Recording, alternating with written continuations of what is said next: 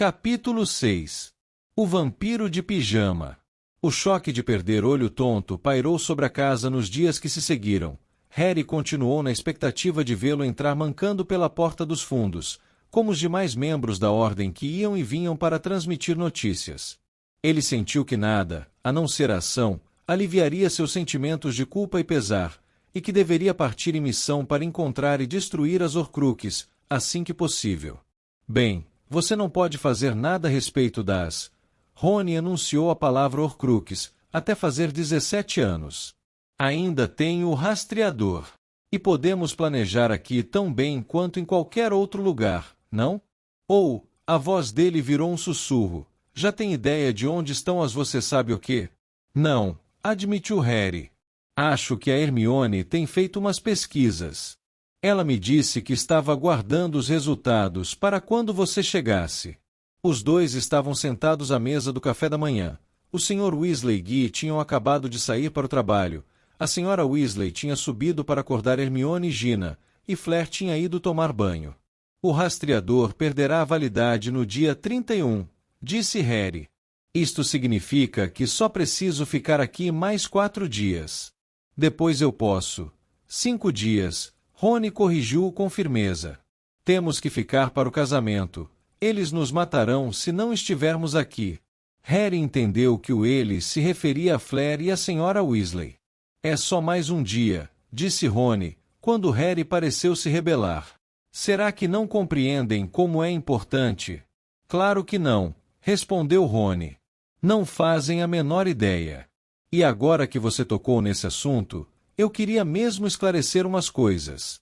Rony olhou para a porta que abria para o corredor a ver se a Sra. Weasley já estava voltando, depois se curvou para Harry. Mamãe esteve tentando extrair informações de Hermione e de mim. Vamos viajar para o quê? Você será o próximo, portanto prepare-se. Papai e Lupin também perguntaram, mas, quando respondemos que a recomendação de Dumbledore foi para você não comentar com ninguém exceto nós dois, eles não insistiram. Mas a mamãe, não, ela é decidida. As previsões de Rony se confirmaram algumas horas mais tarde. Pouco antes do almoço, a Sra. Weasley afastou Harry dos outros, pedindo-lhe para identificar um pé de meia sem par que talvez tivesse caído da mochila dele. Assim que o encurralou na despensa mínima ao lado da cozinha, ela começou. Rony e Hermione estão achando que vocês 3 vão deixar Hogwarts. Começou ela em um tom leve e informal. Ah, respondeu Harry. Vamos. O par apareceu sozinho no canto, saindo de um colete que parecia ser do Sr. Weasley. Posso perguntar por que vocês vão abandonar sua educação? Bem, Dumbledore me deixou umas coisas para fazer, murmurou Harry. Rony e Hermione sabem disso, e querem vir comigo. Que tipo de coisas? Desculpe, mas não posso. Ora, francamente, acho que Arthur e eu temos o direito de saber, e tenho certeza de que o senhor e a Sra. Grande concordariam comigo, retrucou a Sra. Weasley. Harry receava a estratégia dos pais preocupados. Fez força para encarar a senhora nos olhos, reparando, ao fazer isso, que eles tinham exatamente o mesmo tom de castanho dos de Gina. Isso não ajudou nem um pouco. Dumbledore não queria que mais ninguém soubesse. Sinto muito. Rony e Hermione não têm que viajar comigo. Foi a opção que fizeram. Também não vejo por que você precisa ir, retorquiu ela, abandonando todo o fingimento. Vocês mal atingiram a maioridade, os 3. É um absurdo. Se Dumbledore precisava que fizessem algum serviço para ele, tinha a ordem inteira à disposição. Harry, você deve ter entendido mal. Provavelmente ele estava falando de alguma coisa que queria que alguém fizesse, e você entendeu que se referia a você. Não entendi mal, respondeu Harry resoluto. O alguém era eu. Ele devolveu à Sra. Weasley o pé de meia estampado com juncos dourados que supostamente deveria identificar. Não é minha. Eu não torço pelo Puddlemere United. Ah, claro que não, disse a bruxa, com um retorno repentino e enervante ao seu tom informal. Eu devia ter me lembrado. Então, Harry, enquanto estiver aqui conosco, não irá se importar de ajudar nos preparativos para o casamento de Guy e Flair, não é? Ainda falta fazer tanta coisa. Não, claro que não, respondeu Harry, desconcertado com a súbita mudança de assunto. Você é muito gentil. Ela o aprovou sorrindo, e saiu da despensa. Daquele momento em diante, a senhora Weasley manteve Harry, Rony e Hermione tão ocupados com os preparativos para o casamento que mal lhe sobrava tempo para pensar. A explicação mais caridosa para tal atitude seria a vontade de distraí-los para não pensarem em Olho Tonto e nos terrores da recente viagem. Depois de 2 dias limpando talheres sem parar, combinando, por cor, presentinhos para os convidados, fitas e flores, desgnomizando o jardim e ajudando a senhora Weasley a cozinhar enormes tabuleiros de petiscos, no entanto, Harry começou a suspeitar que ela tivesse um motivo diverso. Todos os serviços que distribuía pareciam manter Rony, Hermione e ele afastados um do outro. Harry não teve oportunidade de falar a sós com os amigos desde a primeira noite, quando lhes contou que Voldemort estava torturando Olivaras. Acho que mamãe pensa que, se impedir vocês 3 de se reunirem para fazer planos, poderá adiar a sua partida, murmurou Gina para Harry, na terceira noite, quando punham a mesa para o jantar. E que é que ela acha que vai acontecer? Perguntou Harry no mesmo tom de voz. Que talvez outra pessoa liquide Voldemort enquanto ela nos segura aqui preparando docinhos. Ele falou sem pensar e notou que o rosto de Gina ficou lívido. Então é verdade. É isso que vão tentar fazer?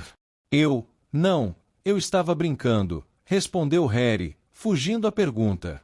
Os dois se encararam, e havia algo mais do que uma forte comoção no rosto de Gina. Subitamente, Harry percebeu que era a primeira vez que ficava sós com ela, desde as horas roubadas em lugares isolados de Hogwarts. E teve a certeza de que Gina também estava se lembrando daqueles momentos. Os dois se sobressaltaram quando a porta abriu e o Sr. Weasley, Kingsley e Guy entraram. Agora, era frequente outros membros da ordem virem jantar, porque a Toca tinha substituído o Largo Grimmauld número 12 como quartel-general. O Sr. Weasley explicou que, depois da morte de Dumbledore, que era o fiel do segredo, cada uma das pessoas a quem ele confiou a localização da casa se tornava por sua vez um fiel do segredo. E como somos uns 20, isso dilui muito o poder do feitiço Fidelius. A possibilidade de os comensais da morte extraírem o segredo de um deles é 20 vezes maior. Não podemos esperar que o segredo seja mantido por muito mais tempo. Mas, com certeza, a essa altura, Snape já terá informado aos comensais o endereço, não? Perguntou Harry. Bem, Olho Tonto preparou alguns feitiços contra Snape, caso ele voltasse a aparecer por lá. Temos esperança de que sejam suficientemente fortes para mantê-lo à distância e amarrar sua língua, se tentar falar sobre a casa, mas não podemos estar seguros. Teria sido loucura continuar a usar o local como quartel-general, agora que sua proteção se tornou tão precária. A cozinha estava tão apinhada naquela noite que tornava difícil o uso de garfos e facas. Harry se viu espremido ao lado de Gina. As palavras não ditas que os dois haviam trocado fez desejar que estivessem separados por mais gente. Ele fazia tanto esforço para não roçar no braço dela que mal conseguia cortar a galinha no próprio prato. Alguma notícia sobre Olho Tonto? Harry perguntou a Guy. Não, foi a resposta. Não haviam realizado um funeral para Olho Tonto porque Guy e Lupin não conseguiram resgatar o corpo. Foi difícil determinar onde poderia ter caído, por causa da escuridão e da confusão da batalha. O profeta diário não disse uma palavra sobre a morte dele nem sobre as buscas pelo corpo, continuou Guy. Mas isso não quer dizer nada. O jornal tem omitido muita notícia ultimamente. E o Ministério ainda não convocou uma audiência para averiguar a magia que usei ainda menor de idade para escapar dos comensais da morte. Harry perguntou ao Sr. Weasley, que, do outro lado da mesa, sacudiu a cabeça em resposta. Porque sabe que não tive escolha ou porque não quer que eu conte ao mundo inteiro que Voldemort me atacou? Acho que a segunda hipótese. Scringeour não quer admitir que você sabe quem tem tanto poder quanto ele, nem que houve uma fuga em massa em Azkaban. Para que informar ao público a verdade? Protestou Harry, agarrando a faca com tanta força que as leves cicatrizes no dorso de sua mão direita se destacaram, brancas, na pele. Não devo contar mentiras. Será que não tem ninguém no ministério disposto a enfrentá-lo? Perguntou Rony com raiva. Claro que tem, Rony, mas as pessoas estão aterrorizadas, respondeu o Sr. Weasley, aterrorizadas com a ideia de serem as próximas a desaparecer, e seus filhos os próximos a serem atacados. Há muitos boatos assustadores. Eu, por exemplo, não acredito que a professora de estudo dos trouxas em Hogwarts tenha pedido demissão, faz semanas que ninguém a vê. Nesse meio tempo, Scringeour passa o dia trancado no escritório. Só espero que esteja preparando algum plano. Fez-se uma pausa em que a senhora Weasley, com um gesto da varinha, pôs os pratos usados no aparador e serviu a torta de maçã. Precisamos resolver o disfarre que você vai usar, Harry, disse Flair depois da sobremesa. No casamento, acrescentou, quando ele pareceu não entender. Naturalmente, não tão comensais da morte entre nossos convidados, mas não posso garantir que não falem demais depois de tomarem champanhe. Ao que Harry deduziu que ela ainda suspeitava de Hagrid. É, uma boa lembrança, disse a senhora Weasley da cabeceira da mesa onde estava, os óculos encarrapitados na ponta do nariz, passando em revista uma enorme lista de tarefas que anotava em um longo pergaminho. Então, Rony, já limpou o seu quarto? Por quê? Exclamou Rony, batendo a colher no prato e olhando feio para a mãe. Por que o meu quarto tem que ser limpo? Harry e eu estamos muito bem no quarto do jeito que está. Vamos festejar o casamento do seu irmão dentro de alguns dias. E eles vão casar no meu quarto. Indagou Rony furioso. Não, então por quê? Pelas barbas de Merlin. Não responda assim a sua mãe, interpôs o Sr. Weasley com firmeza. E faça o que ela está mandando. Rony amarrou a cara para o pai e a mãe, depois apanhou novamente a colher e atacou os últimos bocados da torta de maçã. Eu posso ajudar, um pouco da bagunça é minha, disse Harry a Rony, mas a senhora Weasley cortou a conversa. Não, Harry, querido, prefiro muito mais que você ajude Arthur a limpar o galinheiro, e Hermione, eu agradeceria muito se você fosse trocar os lençóis do casal Delacour, sabe, eles estão chegando amanhã às 11 horas. Afinal, havia muito pouco a fazer pelas galinhas. Não há necessidade de dizer isso a Molly, começou o Sr. Weasley, bloqueando o acesso de Harry ao galinheiro, mas Ted Tonks me mandou quase tudo o que restou da moto de Sirius, e estou a escondendo, ou, melhor dizendo, aguardando aqui. É fantástica. Tem uma ganacha de escape, acho que é esse o nome, uma bateria magnífica, e será uma ótima oportunidade para descobrir como os freios funcionam. Vou tentar montá-la outra vez quando Molly não... Quero dizer, quando eu tiver tempo. Quando voltou a casa, a senhora Weasley não estava vista, então Harry subiu despercebido para o quarto de Rony, no sótão. Já estou arrumando, já estou arrumando. Ah, é você, exclamou Rony aliviado, quando Harry entrou. O amigo estava deitado na cama, e era óbvio que tinha acabado de desocupá-la. O quarto continuava na mesma desordem da semana inteira. A única mudança é que agora Hermione estava sentada no canto oposto, com seu peludo gato ruivo, bichento, aos pés, separando livros, alguns dos quais Harry reconheceu serem dele, em duas enormes pilhas. Oi, Harry, cumprimentou a amiga quando ele sentou na cama de armar. Como foi que você conseguiu fugir? A mãe de Rony esqueceu que já tinha pedido a Gina para trocar os lençóis ontem, respondeu Hermione. E jogou numerologia e gramática em uma pilha e ascensão e queda das artes das trevas na outra. Estávamos conversando sobre o olho tonto, disse Rony. Acho que ele pode ter sobrevivido. Mas Gui viu quando ele foi atingido pela maldição da morte, argumentou Harry. É, mas o Gui também estava sob ataque, replicou Rony. Como pode ter certeza do que viu? Mesmo que a maldição da morte não o atingisse, Olho Tonto caiu uns 300 metros, lembrou Hermione, agora segurando pesados times de quadribol da Grã-Bretanha e da Irlanda. Ele poderia ter usado o feitiço escudo. Flair disse que a varinha foi arrancada da mão dele, disse Harry. Tudo bem, se vocês querem que ele tenha morrido, concluiu Rony mal-humorado, dando uns socos no travesseiro para fofá-lo. É claro que não queremos que esteja morto, exclamou Hermione chocada. É horrível que ele esteja, mas temos que ser realistas.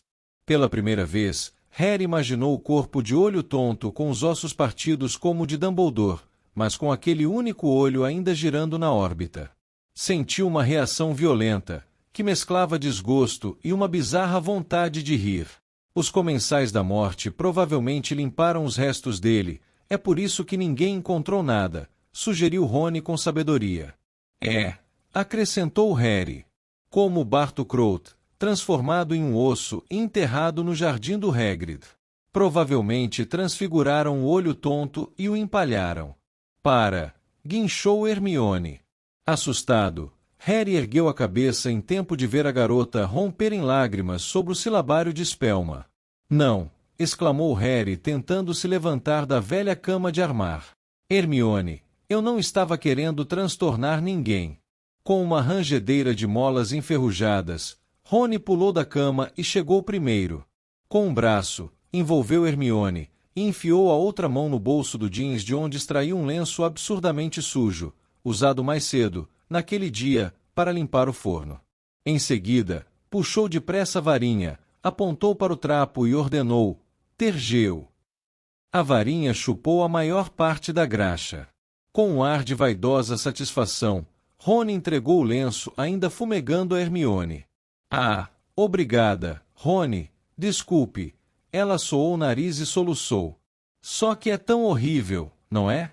Pouco depois de Dumbledore, por alguma razão, eu nunca imaginei Olho Tonto morto. Ele parecia tão forte.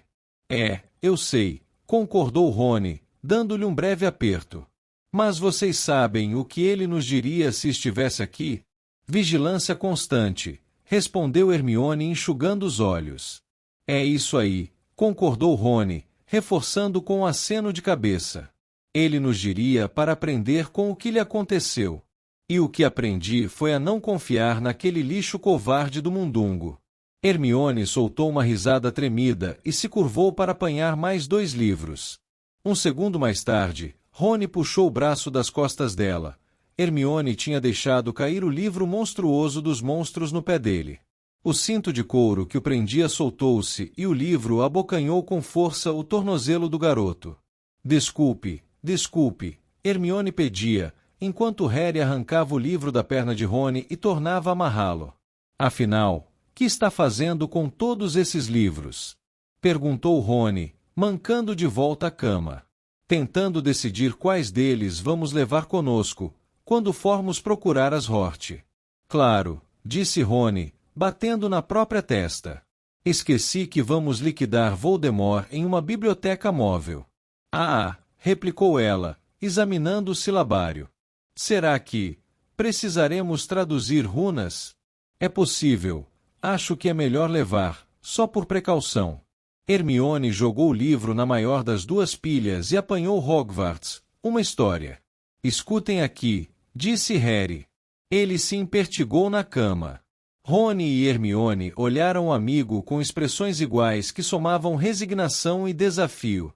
Eu sei que vocês disseram, depois dos funerais de Dumbledore, que queriam me acompanhar, começou Harry. Lá vem ele, comentou Rony com Hermione olhando para o teto. Como sabíamos que iria fazer, suspirou a garota, voltando sua atenção para os livros. Sabem, acho que vou levar Hogwarts, uma história. Mesmo que a gente não volte lá, acho que não me sentiria bem se não carregasse. Escutem, repetiu Harry.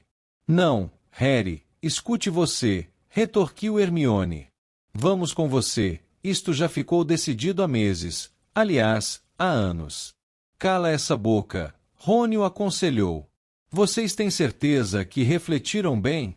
Insistiu Harry. Vejamos, retrucou Hermione, batendo com volume de viagens com trasgos na pilha dos descartados, com uma expressão feroz no rosto.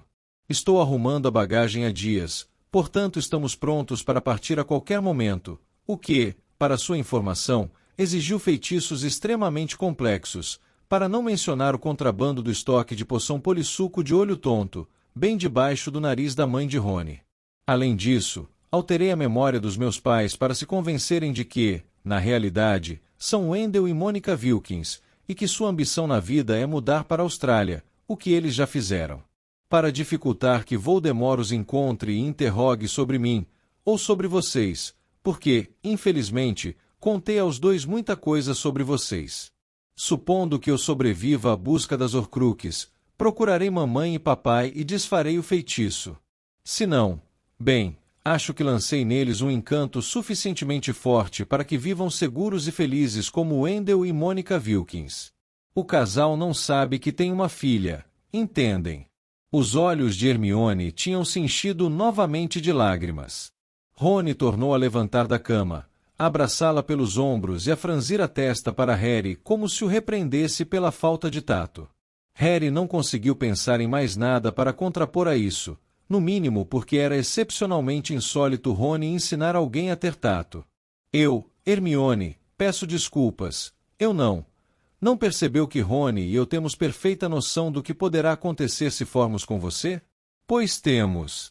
Rony, mostre ao Harry o que você já fez. Não, ele acabou de comer, disse Rony. Mostra logo, ele precisa saber. Tá, Harry, vem comigo. Pela segunda vez, Rony parou de abraçar Hermione e saiu mancando para a porta. Anda! Por quê? Quis saber Harry, saindo do quarto e acompanhando Rony ao pequeno patamar do sótão.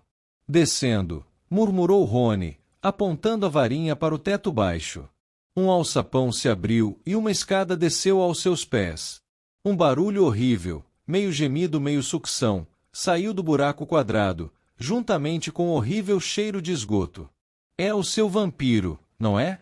Perguntou Harry, que nunca tinha chegado a conhecer a criatura que, por vezes, perturbava o silêncio noturno na toca. É, confirmou Rony subindo a escada. Suba para dar uma olhada nele. Harry seguiu o amigo pela escadinha até o minúsculo sótão.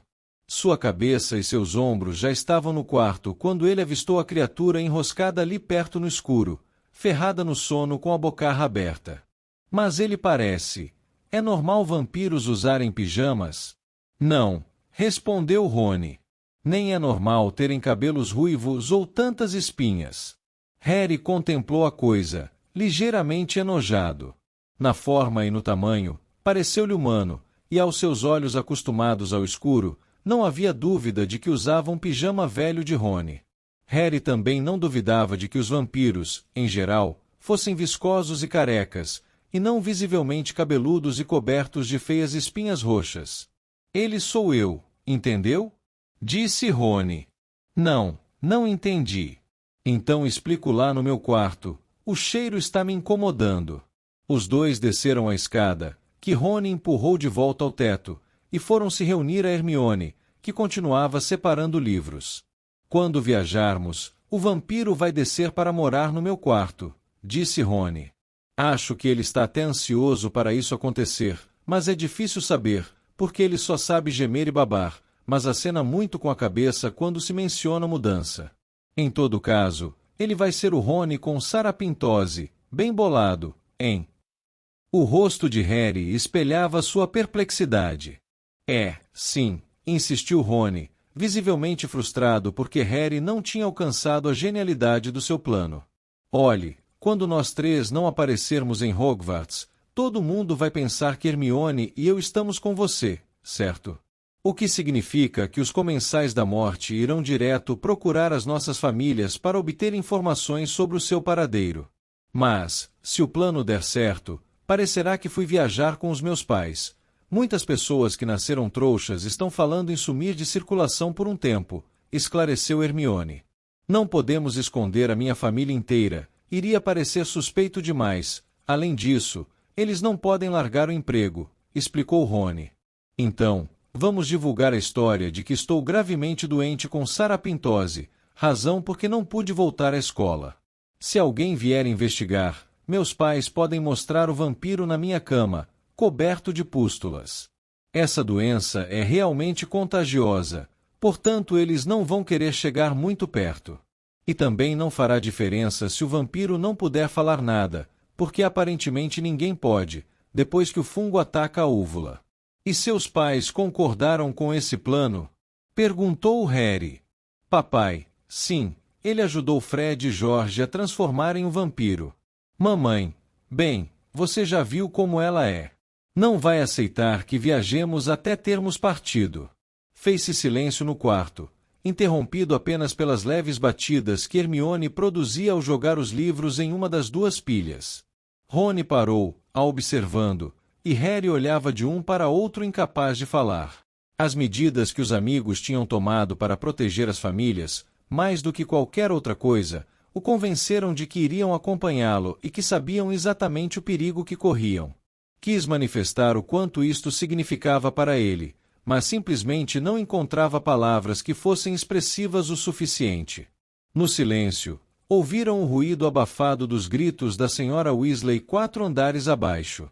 Gina provavelmente deixou uma poeirinha em uma droga qualquer de porta-guardanapos, comentou Rony. Não sei por que os Delacour inventaram de chegar 2 dias antes do casamento. A irmã de Flair vai ser dama de honra, precisa estar aqui para o ensaio e é jovem demais para viajar sozinha, explicou Hermione, examinando indecisa o como dominar um espírito agourento. Bom, ter hóspedes não vai melhorar os níveis de estresse da mamãe, comentou Rony. O que realmente precisamos decidir, disse Hermione, atirando teoria da defesa em magia em uma lata de lixo sem olhá-lo 2 vezes e apanhando uma avaliação da educação em magia na Europa, é para onde iremos ao sair daqui. Eu sei que você disse que quer ir a Godric's Hollow primeiro, Harry, e entendo o motivo, mas... Bem, não devíamos dar prioridade às Horcruxes. Se soubéssemos onde encontrar alguma Horcrux, eu concordaria com você, respondeu Harry, sem acreditar que Hermione entendesse, de fato, o seu desejo de retornar a Godric's Hollow. O túmulo dos seus pais era apenas uma parte do atrativo. Ele tinha uma forte sensação, embora inexplicável, que o vilarejo lhe forneceria algumas respostas. Talvez fosse simplesmente porque ali ele tinha sobrevivido à maldição da morte lançada por Voldemort.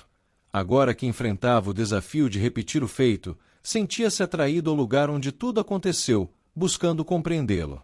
Você não acha possível que Voldemort esteja mantendo Godric's Hollow sob vigilância? Arriscou Hermione. Talvez espere que você volte para visitar o túmulo dos seus pais, uma vez que está livre para ir aonde quiser. A ideia não tinha ocorrido a Harry, e enquanto se concentrava para contra-argumentar, Rony se manifestou, obviamente seguindo um fluxo independente de pensamentos. Esse tal R.A.B., disse ele. Sabe, aquele que roubou o verdadeiro medalhão? Hermione fez que sim com a cabeça.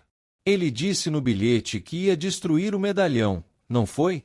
Harry puxou sua mochila para perto e tirou de dentro a falsa Horcrux contendo o bilhete de R.A.B.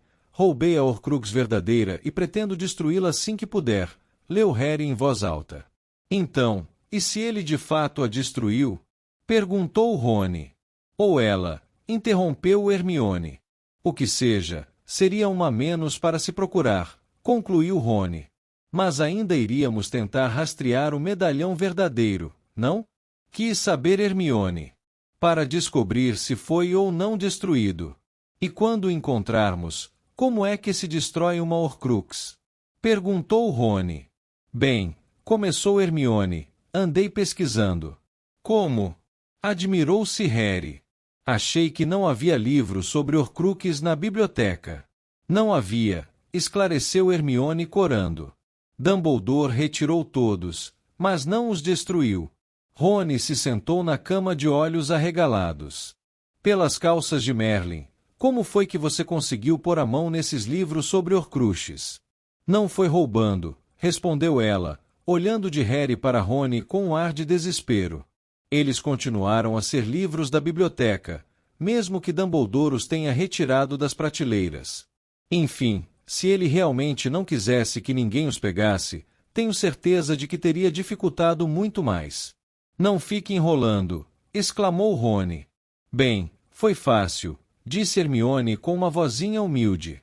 Lancei um feitiço convocatório, sabem, Axio. E eles saíram voando pela janela do gabinete de Dumbledore para o dormitório das garotas. Mas quando foi que você fez isso? Perguntou Harry, olhando para a amiga ao mesmo tempo assombrado e incrédulo. Logo depois do funeral, respondeu ela com uma vozinha ainda mais humilde. Logo depois de combinarmos que iríamos deixar a escola para procurar as Horcruxes. Quando voltei para apanhar minhas coisas, simplesmente me ocorreu que, quanto mais soubéssemos sobre o assunto, melhor seria, e eu estava sozinha lá em cima, então tentei, e funcionou. Eles entraram voando direto pela janela aberta e eu os guardei no malão. A garota engoliu em seco, e então, justificou suplicante. Não acredito que Dumbledore se zangasse, não vamos usar a informação para fazer uma Horcrux, não é? Você está nos ouvindo reclamar? Perguntou Rony. Afinal, onde estão esses livros? Hermione procurou um pouco e tirou da pilha um grande livro, encadernado em couro preto já desbotado. Fez uma cara de nojo e estendeu-o cautelosamente como se fosse uma coisa recém-morta. Esse é o que dá instruções explícitas para se preparar uma Horcrux, segredos das artes mais tenebrosas. É um livro horrível, realmente assustador, cheio de feitiços malignos. Fico pensando quando foi que Dumbledore o retirou da biblioteca. Se foi só quando se tornou diretor. Aposto como Voldemort copiou dele todas as instruções de que precisava. Por que então precisou perguntar a Slughorn como preparar uma Horcrux, se já tinha lido o livro? Perguntou Rony. Ele só procurou o professor para saber o que acontecia quando a pessoa subdividia a alma em 7 pedaços, disse Harry. Dumbledore tinha certeza de que Riddle já sabia fazer uma Horcrux na época em que foi à sala de Slughorn. Acho que você tem razão, Hermione. É muito provável que tenha sido daí que ele tirou as informações. E quanto mais eu leio, continuou Hermione, mais terrível a ideia me parece, e menos acredito que ele tenha realmente feito 6. O livro alerta para a instabilidade que a pessoa causa ao restante da alma dividindo, e isso para se fazer apenas uma Horcrux. Harry lembrou-se de Dumbledore ter dito que Voldemort ultrapassava a esfera da maldade normal. E não tem jeito de reintegrar todas as partes? Perguntou Rony. Tem, respondeu Hermione com um sorriso inexpressivo, mas causaria uma dor lancinante. Por quê? Como se faz? Quis saber Harry. Remorso, esclareceu Hermione. A pessoa precisa estar, de fato, arrependida do que fez. Pelo que diz, a dor do processo pode destruí-la. Não sei por quê, não consigo ver Voldemort fazendo isso. E vocês? Não, respondeu Rony antes que Harry o fizesse. E o livro diz como destruir Horcruxes. Diz, confirmou Hermione, agora virando as frágeis páginas como se examinasse entranhas em decomposição, porque avisa aos bruxos das trevas que os feitiços com que se protegerem têm que ser excepcionalmente fortes. De tudo que li, o que Harry fez com o diário de Riddle foi uma das poucas maneiras infalíveis de destruir uma Horcrux. O quê? Furar com uma presa de basilisco? Perguntou Harry. Bom, que sorte a gente ter um estoque tão grande de presas de basilisco, comentou Rony. Eu estava mesmo me perguntando o que íamos fazer com elas. Não precisa ser uma presa de basilisco, explicou Hermione pacientemente. Tem que ser alguma coisa tão destrutiva que a Horcrux não possa se autorrestaurar. O veneno de basilisco só tem um antídoto, e é incrivelmente raro. Lágrimas de Fênix, disse Harry. Exatamente, confirmou Hermione. O problema é que há pouquíssimas substâncias tão destrutivas quanto o veneno de basilisco, e são todas muito perigosas para se carregar por aí. Mas é um problema que precisaremos resolver, porque romper, quebrar ou moer uma Horcrux não adianta.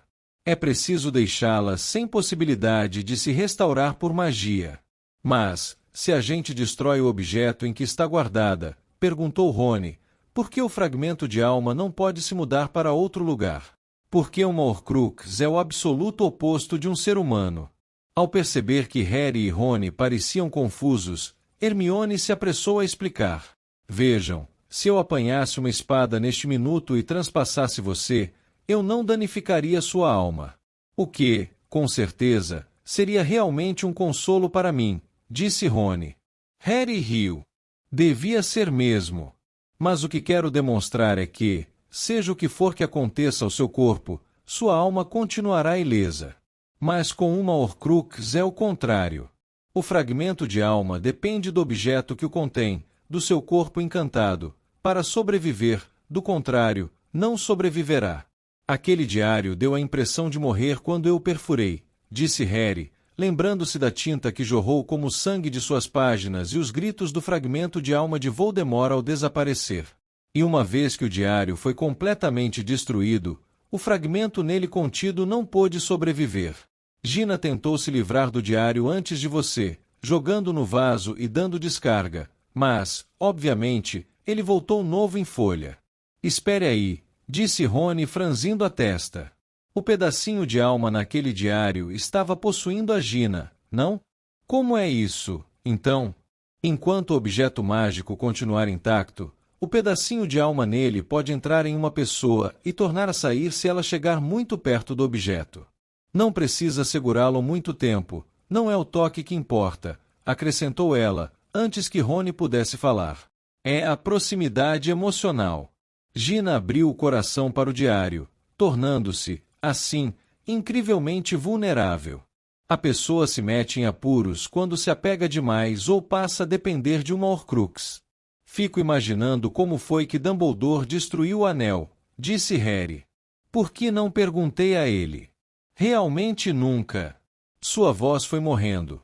Pensou nas muitas coisas que deveria ter perguntado a Dumbledore e como, desde sua morte, lhe parecia que tinha desperdiçado tantas oportunidades, enquanto o diretor era vivo, para descobrir mais, descobrir tudo. O silêncio foi quebrado quando a porta do quarto se escancarou, produzindo um estrondo de sacudir as paredes. Hermione gritou e deixou cair os segredos das artes mais tenebrosas. Bichento disparou para baixo da cama, bufando indignado. Rony pulou da cama, escorregou em uma embalagem velha de sapos de chocolate e bateu a cabeça na parede oposta, e Harry, instintivamente, se jogou para apanhar sua varinha antes de perceber que estava vendo a Sra. Weasley, que tinha os cabelos revoltos e o rosto contorcido de raiva. Lamento interromper essa reuniãozinha íntima, vociferou ela, com a voz trêmula. Tenho certeza de que vocês precisam de descanso, mas há presentes de casamento empilhados no meu quarto que precisam ser separados, e tive a impressão de que vocês concordaram em ajudar. Ah, sim, respondeu Hermione aterrorizada, levantando-se depressa e fazendo os livros voarem para todos os lados. Ajudaremos. Pedimos desculpas. Com um olhar aflito para Harry e Rony, a garota saiu correndo do quarto atrás da Sra. Weasley. É como se a gente fosse um elfo doméstico, queixou-se Rony em voz baixa, ainda massageando a cabeça e saindo com Harry atrás das duas. Só que sem a satisfação no trabalho. Quanto mais cedo esse casamento terminar, mais feliz eu vou ficar. É, concordou Harry. Então não teremos mais nada para fazer exceto procurar Horcruxes. Vai parecer até que estamos de férias, não é? Rony começou a rir, mas, ao ver a enorme pilha de presentes de casamento que os esperava no quarto da Sra. Weasley, parou no ato. Os Delacour chegaram na manhã seguinte às 11 horas.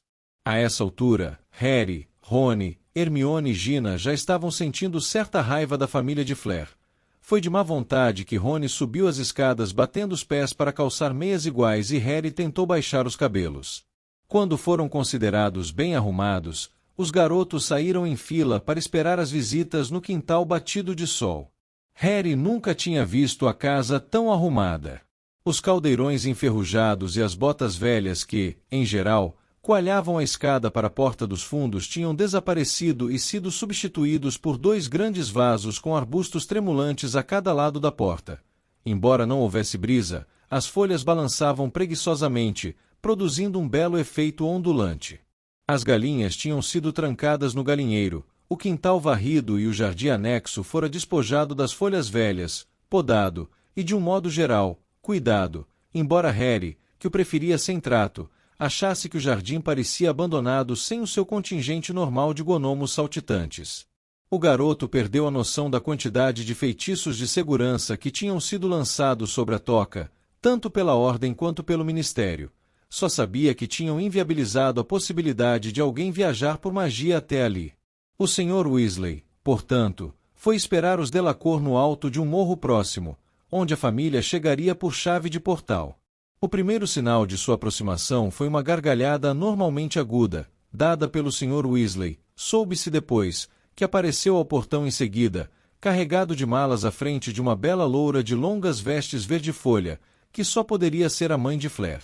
"Mamã!" exclamou Fleur, correndo para abraçá-la. "Papa!" O Sr. Delacour não era nem de longe atraente como sua mulher. Era uma cabeça mais baixo que ela, além de extremamente gordo, e usava uma barbicha pontuda e preta. Parecia, contudo, uma pessoa bem-humorada. Sacudindo-se nas botas de salto em direção à Sra. Weasley, ele lhe aplicou 2 beijos em cada bochecha, a deixando perturbada. "Vocês tiveram tanto trabalho", disse ele com sua voz grave. Fleur nos contou que andaram trabalhando muito mesmo. "Não foi nada, absolutamente nada", gorjeou a Sra. Weasley. "Não foi trabalho algum." Rony aliviou sua frustração mirando um pontapé em um gnomo que estava espiando atrás de um dos vasos com arbustos tremulantes. "Minha cara senhora", replicou o Sr. Delacour, ainda segurando a mão da Sra. Weasley entre as suas, muito gorduchas, e dando-lhe um radiante sorriso. "Nos sentimos muito honrados com a eminente união de nossas famílias. Deixe-me apresentar-lhe minha mulher, Apolline." Madame Delacour adiantou-se como se deslizasse e se curvou para beijar a Sra. Weasley também. "Enchantei", disse ela. "Se marido esteve-me contando histórias muito divertidas." O Sr. Weasley soltou uma risada exagerada. A Sra. Weasley lançou-lhe um olhar que o fez calar-se imediatamente e assumir uma expressão mais apropriada a uma visita a um amigo doente no hospital. "E naturalmente, já conhecem minha filhinha Gabrielle", disse Monsieur Delacour. Gabrielle era uma Fleur em miniatura, 11 anos, cabelos louros platinados. A garota dirigiu um sorriso ofuscante à Sra. Weasley, a abraçou, e pestanejando, lançou um olhar intenso a Harry. Gina pigarreou alto. "Então, entrem, por favor", convidou a Sra. Weasley animada, levando os hóspedes para dentro, depois de muitos "não, por favor" e "primeiros senhores" e de maneira alguma. Os Delacour, eles não tardaram a perceber, eram hóspedes prestativos e agradáveis. Mostravam-se satisfeitos com tudo e desejosos de ajudar nos preparativos do casamento. Monsieur Delacour considerou tudo, desde a distribuição de lugares até os sapatos das damas de honra, charma. Madame Delacour era muito talentosa com feitiços domésticos e deixou o forno limpo em segundos. Gabrielle seguia a irmã mais velha pela casa, tentando ajudar no que pudesse, tagarelando em um francês muito rápido. Embaixo, a toca não tinha sido construída para acomodar tanta gente. O casal Weasley agora estava dormindo na sala de visitas depois de calar os protestos de Monsieur e Madame Delacour e insistir que os dois ocupassem seu quarto. Gabrielle ia dormir com Fleur no antigo quarto de Percy, e Guy dividiria o quarto com Carlinhos, seu padrinho de casamento, quando ele chegasse da Romênia. As oportunidades de se reunirem para fazer planos praticamente deixaram de existir, e foi por desespero que Harry, Rony e Hermione passaram a se oferecer para dar comida às galinhas só para fugir da casa demasiado cheia. "Nem assim ela vai nos deixar em paz", reclamou Rony quando a segunda tentativa de se encontrarem no quintal foi frustrada pelo aparecimento da Sra. Weasley, carregando um grande cesto de roupa lavada nos braços. "Ótimo, vocês já alimentaram as galinhas", disse ao se aproximar. "É melhor prendê-las outra vez no galinheiro antes que os homens cheguem amanhã, para armar a tenda para o casamento", explicou, parando e se apoiando à parede da casa. Ela parecia exausta. "Tendas mágicas Milamamantia. Eles são muito bons. Guy vai acompanhá-los. É melhor você não sair de casa enquanto estiverem aqui, Harry. Devo confessar que complica bastante organizar um casamento, com tantos feitiços de segurança pela propriedade." "Lamento muito", respondeu Harry com humildade. "Não seja tolo, querido", exclamou a Sra. Weasley imediatamente. "Não quis me referir. Bem, a sua segurança é muito mais importante. Aliás, eu estava pensando em lhe perguntar como vai querer comemorar o seu aniversário, Harry. Afinal, 17 anos é uma data importante." "Não quero incomodar", disse Harry depressa, imaginando a pressão adicional que isso traria a todos. Realmente, Sra. Weasley, um jantar normal seria ótimo. É a véspera do casamento. Bem, se você tem certeza, querido, vou convidar Remo e Tonks, posso? E Hagrid. Seria ótimo, mas, por favor, não se incomode demais. Não, não mesmo, não será incômodo. A bruxa lhe lançou um olhar demorado e inquisitivo, depois sorriu com certa tristeza, e se aprumando, afastou-se.